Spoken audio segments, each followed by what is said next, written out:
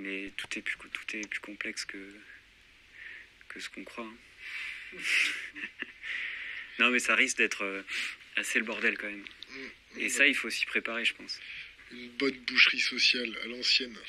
Question d'Internet. Comment gérer le nucléaire, ses déchets et infrastructures dans un monde qui s'effondre? Bonne question. Ça, c'est... Il n'y a pas que les déchets dans le nucléaire, en fait. Il y a les centrales, carrément. Les piscines aussi. Les piscines, les centrales. Non, mais les réacteurs. Parce qu'en fait, il faut 2 heures pour éteindre un réacteur. Il faut 4, 5, 6 mois pour le refroidir. Et pendant ce temps-là, il faut de l'énergie. Il faut des ingénieurs qui viennent, il faut des voitures pour les ingénieurs. Et du coup, s'il y a une rupture... Il faut des routes, il faut la paix sociale, enfin, voilà.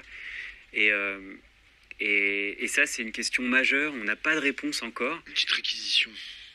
Ouais. Et il y a des stocks stratégiques et tout ça. Mais s'il y a un blackout, du coup, il y a des pompes. Les centrales ont besoin d'électricité. Et puis, elles ont des pompes de sécurité des groupes électrogènes. Spécial Tsunami au Japon. Ouais, qui marche super bien d'ailleurs. On a demandé à des ingénieurs avec Gauthier Chapelle et Raphaël, des ingénieurs du nucléaire, on n'a pas encore trouvé la réponse. Si jamais il y a blackout électrique et rupture d'approvisionnement pour les groupes électrogènes. Pas prévu. C'est ballot. Alors s'il y a un ingénieur qui nous écoute, s'il a la réponse, je suis très friand. Parce que j'ai pas encore de réponse. Donc ils n'ont pas en fait pensé le risque systémique d'un d'effondrement rapide, enfin d'un choc social, politique, économique rapide. Et on a quand même plus de 235 réacteurs allumés dans le monde. Il y en a plus de 400 en construction, mais il y en a qui 58 ou en France, c'est ça? 56 ou 58 en France? En France. Ouais, c'est quand même... pour moi, voilà. Après, la question des déchets, mais ça, c'est à plus long terme. C'est-à-dire...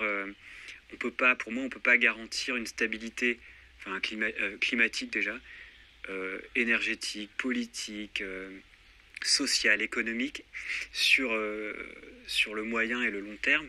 Et là, le problème, c'est qu'on parle de très long terme. Le politique, il est designé pour quelques années, pour la prochaine élection. Le ramassage des ordures. Voilà. Et là, on parle de gestion à plusieurs dizaines, centaines, milliers, millions d'années. C'est fou. Quand on voit que les Égyptiens, on a perdu la trace des pyramides après 4000 ans. Des pyramides, quoi. On ne sait même plus où elles sont sous le sable. On ne les retrouve plus. Comment tu veux qu'on prévoie la stabilité des déchets nucléaires sur des milliers d'années?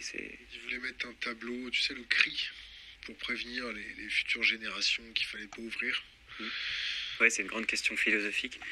Mais je pense qu'il y a beaucoup à faire là-dessus. Hein. Enfin, c'est une grande question. Pour moi, c'est l'enjeu de notre génération, le nucléaire. Enfin, surtout en France, quoi.